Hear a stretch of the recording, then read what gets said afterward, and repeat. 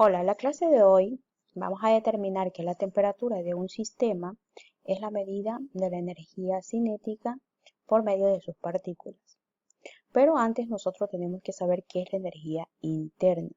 Cualquier cuerpo posee cierta energía por el hecho de estar en movimiento o de tener altura sobre el nivel del suelo.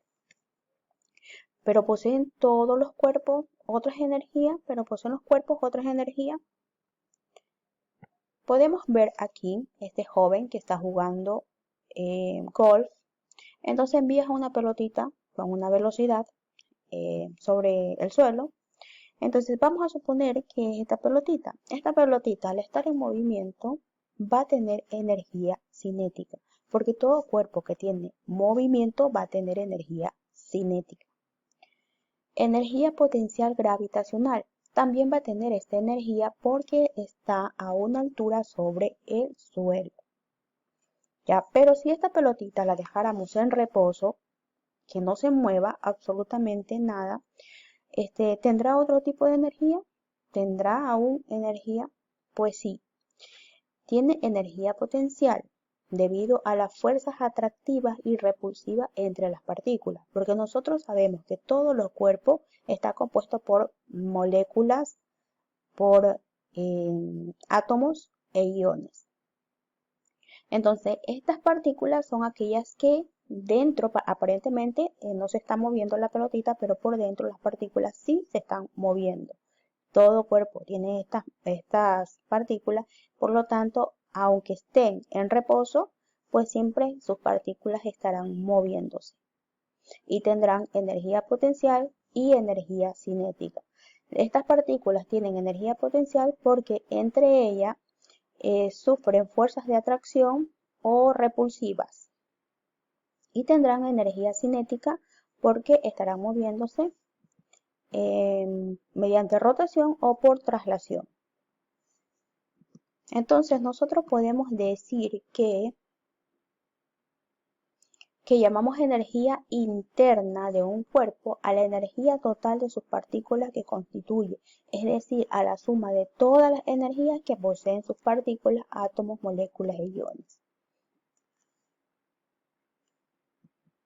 Ahora hablemos de temperatura, que tiene una estrecha relación con la energía cinética. ¿Por qué? Porque la temperatura de los cuerpos es la medida de agitación térmica, o sea, de la energía cinética, medida de sus partículas, de modo que un cuerpo está a mayor temperatura que otro si la energía cinética media de sus partículas es mayor. Entonces, como es la medida de agitación de las partículas, quiere decir que si tomamos como ejemplo el agua, nosotros cuando el agua está a 0 grados centígrados en estado sólido, cuando está convertida en hielo, pues sus partículas simplemente van a estar vibrando, es decir, moviéndose un poquito. Ya no va a haber desplazamiento entre ellas porque están muy juntas. Ya, cuando el agua pues ya tiene mayor temperatura, es decir, mayor a los 0 grados centígrados, pues el agua se vuelve líquida. Entonces las partículas pues van a tener un mayor desplazamiento. Si las partículas están en algo ya separadas, como podemos leer aquí, menos unidas, con más libertad de movimiento. Entonces quiere decir que aquí la temperatura va aumentando y sus partículas se mueven un poco más. Entonces, cuando el agua tiene mayor temperatura, es decir, cuando ya está hirviendo, o sea, en los 100 grados centígrados, entonces se está convirtiendo en gas. Entonces, las partículas están muy separadas y no dejan de moverse deprisa. Entonces, tenemos una estrecha relación con la energía cinética, ya que sabemos que la energía cinética mide el movimiento. Entonces, la energía cinética cuando está en estado sólido tan solo vibra, entonces menor.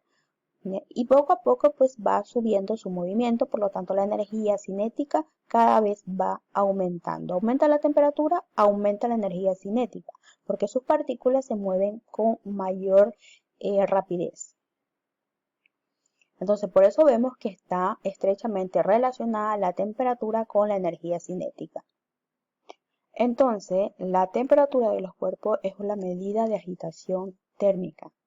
o sea, energía cinética media de sus partículas. Bueno, tenemos aquí algunos tipos de termómetros. Yo tengo aquí un digital, pero también existen de mercurio, de aguja y de alcohol. Pero la pregunta es, ¿en qué se basaron para llegar a medir la temperatura? Pues justamente se basaron en las propiedades térmicas que tienen ciertas materias.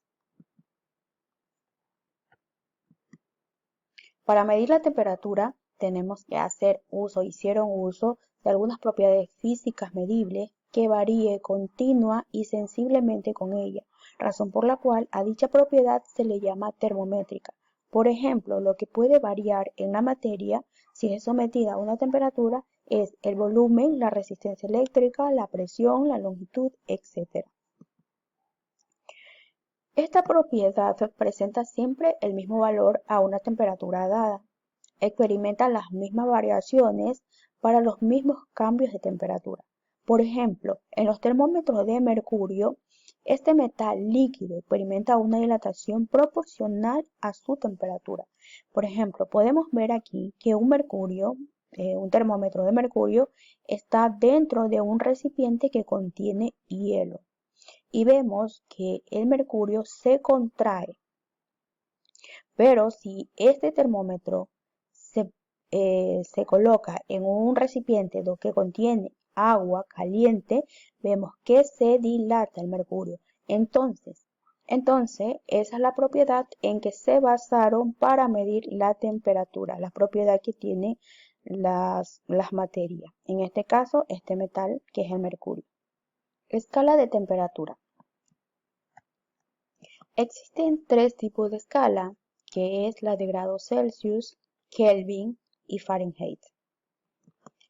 Para definir una escala se eligieron puntos fijos, bueno, se denominaron así puntos fijos, y fueron pues temperaturas de referencia, que se asignaron valores arbitrarios a dichas temperaturas, fijando así la posición del punto cero, que lo podemos ver aquí, punto cero, y dividen la escala en determinados números de divisiones iguales. Bueno, veremos más adelante. Aquí vemos en este cuadro la escala Celsius, que fue dada por Andrés Celsius, quien definió la escala en 1742, considerando la temperatura de ebullición y de congelación del agua. Esos fueron los dos puntos fijos en los que ellos pues se basaron, ¿verdad? En la propiedad de la materia, que en este caso fue el agua. Entonces asignaron el valor de 0 grados Celsius al punto de fusión normal del agua y 100 grados Celsius al punto de ebullición normal del agua. El intervalo entre las dos temperaturas se divide en 100 partes iguales, llamado grados Celsius. Estas divisiones son iguales que las de Kelvin. La equivalencia entre la temperatura Celsius y la de Kelvin pues se puede calcular pues sumando, si queremos la temperatura de Kelvin, la podemos calcular mediante esta pequeña fórmula que realmente es la temperatura Celsius más los 273. Y la equivalencia entre la temperatura Celsius y la de Fahrenheit, pues la podemos obtener mediante esta fórmula que podemos ver aquí abajo. Bueno, en la siguiente escala pues, tenemos el siguiente personaje, que fue creada en 1848 por William Thomson Lord Kelvin, y justamente esta escala tiene el apellido de Kelvin. Bueno, él asignó el valor de 0 Kelvin a la temperatura llamada cero absoluto. El punto de fusión normal del agua le dio un número de 273,15 Kelvin y el de ebullición normal del agua le dio un valor de 373,15 Kelvin. Las divisiones de la escala se la dividió también en 100 partes iguales, igual que la de Celsius. Kelvin es la unidad en el sistema internacional. Usualmente tomamos la temperatura de 273 Kelvin como la correspondiente a 0 grados Celsius. ya que es redondeando ya el valor de 273,15 Kelvin. Bueno, y acá tenemos el otro personaje que es Gabriel Fahrenheit. También tiene pues el apellido de esta escala, ya que él en 1724 pues asigna el valor de 32 grados Fahrenheit al punto de fusión normal del agua y 212 grados Fahrenheit al punto de ebullición normal del agua. El intervalo entre ambas temperaturas se divide en 180 partes iguales, llamado grado Fahrenheit.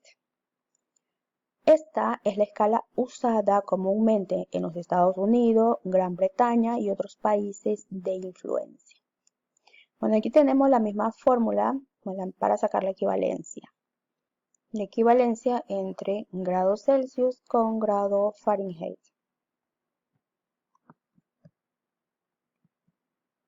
Bueno, y aquí podemos ver las escalas, la escala Kelvin, la escala Celsius y la escala Fahrenheit. En la parte de abajo vemos marcado pues el cero absoluto, luego está marcado cuando el agua se congela, luego la temperatura ambiente, luego está marcado la temperatura del cuerpo humano y luego está marcado cuando el agua hierve, la temperatura en que el agua pues comienza a hervir.